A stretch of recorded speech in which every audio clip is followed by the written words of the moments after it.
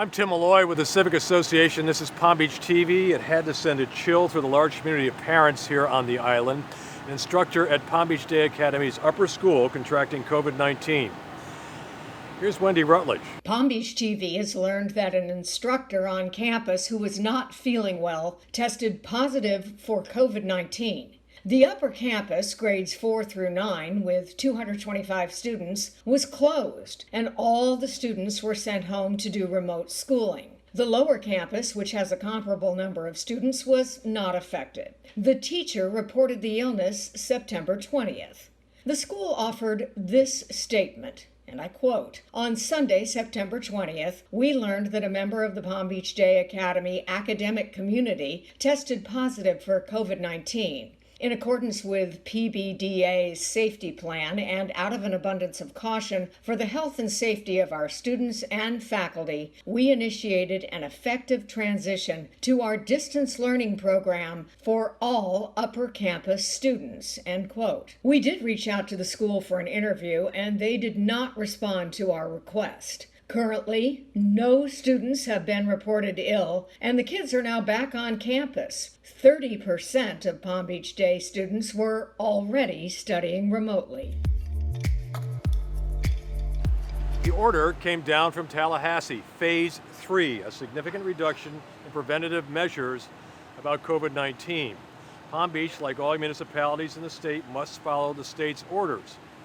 Or must it? It's a topic of a great deal of discussion.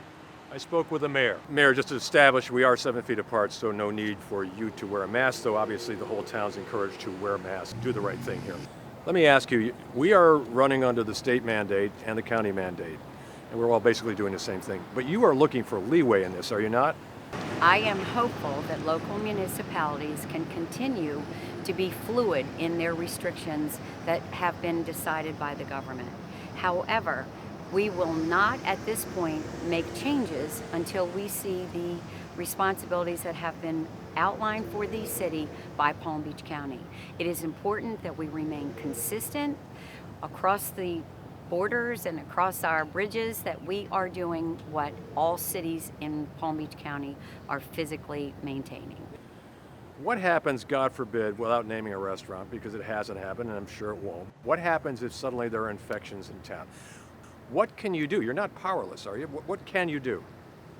If there is a rebound of cases of infection or deaths, the town of Palm Beach will take appropriate action with Palm Beach County and the governor to modify actions that keep safety, health, and welfare for our community. I think that this, from the start, has been a fluid situation in that we pivot at the moment that it is required. If there is in fact a change in our infection rate based on tourism, based on schools reopening, based on businesses reopening to a level that creates an untoward situation, we may have to pivot. It's a long-standing complaint and issue to people who live on the Intracoastal on the north end of the island. Cruise ships, are they spewing out dangerous, toxic emissions? Wendy Rutledge has more on that developing story. Tim, the Palm Beach Civic Association's Port of Palm Beach and Peanut Island Committee has long since had one request, and that is more vigilant inspection of cruise ships at the port. Well, the committee fired off a letter to the Coast Guard, which it turns out was very well received with a very positive response. I just want to see the Bahama Paradise Cruise Line Company operate the Grand Celebration and the Grand Classica in the same fashion of compliance with U.S. smokestack emissions for cruise ships as the vessels and the operators out of Port Everglades and Port Miami do under U.S. Coast Guard oversight and testing. That was how Bob Haluba put his concerns to Tim Loy back in August. Since then, Haluba, along with Civic Association Chairman Bob Wright, Director Keith Beatty, and President Mary Robison, sent a letter to the U.S. Coast Guard, restating their concerns about smokestack emissions while requesting vigilant Coast Guard oversight. According to Coast Guard spokesperson Lieutenant Chris Mosquera, those issues have been heard and ship inspections completed. Same standards are enforced when we go on board vessels. They're scheduled. There's particular schedule for different types of ships. We go on board, we do the exam the same way we would do, at any other port in the United States. It turns out that Bahamas Paradise Cruise Line is compliant with lower emission standards because they use low sulfur fuel. Right, talking about Bahamas Paradise, and once again, this is in general to any ship. If they're operating within that zone, they have to be at a certain low sulfur level. And that's just one means of compliance. So they are compliant, and that's reassuring, and yet you heard several of the members say we live right across from the port, right, and we see black smoke coming out of their smokestacks. Right. What is your response to that? What do you think it is, and what can be done about it? There was an issue with some of the equipment on board, which was rectified as the ship was coming back into the port. I know the report or the letter that you guys sent to our command kind of triggered, things at the higher level. But before that, we were aware of it and we were already looking into it to make sure that there were no issues with the vessel. We're on the same boat as you guys are. We want to make sure that environmentally the ships are compliant because there's major ports. They lead to a lot of pollution sometimes, and so we want to make sure that they're also, meeting those regulations, and that's my captain's stance. That's her job. That's my job, and that's why we have a team here that focuses on that. So, thanks to outreach on the part of the Civic Association's Port and Peanut Island Committee, the Coast Guard now has a heightened focus on ship smokestack emissions at the port. I'm Wendy Rutledge reporting.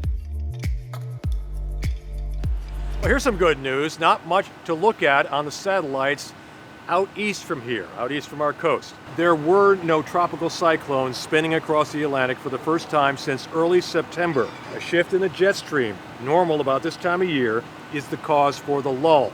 But it is just a lull.